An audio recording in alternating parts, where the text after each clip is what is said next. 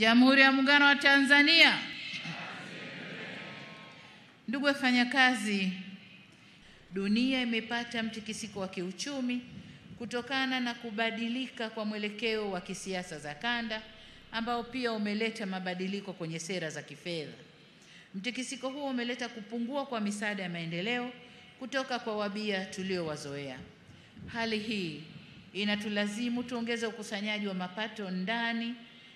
mapato yetu ya ndani na tubane matumizi ili tuweze kutekeleza majukumu yetu ya msingi ya ujenzi wa nchi na utoaji wa huduma za kijamii.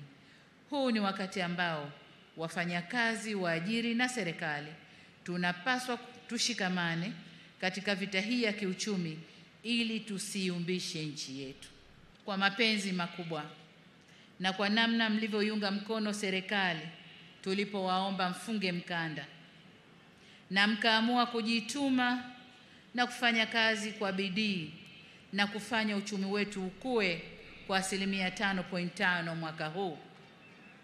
Kwa kuwa mcheza kwao hutunzwa,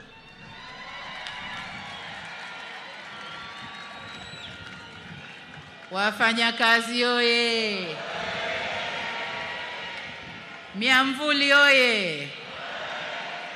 Mimi na wenzangu, na baada ya kuangalia uchumi ulivyopanda, na umepanda kwa sababu ya nguvu zenu wafanyakazi, ninayo furaha ya kuwatangazia kwamba katika kuzidi kuleta usawi kwa wafanyakazi, mwaka huu serikali itaongeza kima cha chini cha mshahara kwa watumishi wa umma kwa 35.1%.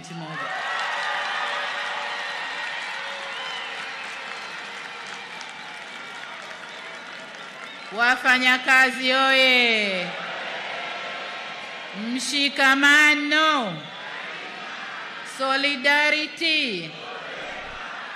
Nyongeza hii itakayoanza kutumika mwezi Julai mwaka huu itaongeza kima cha chini cha mshahara kutoka shilingi 370,000 hadi shilingi 500,000.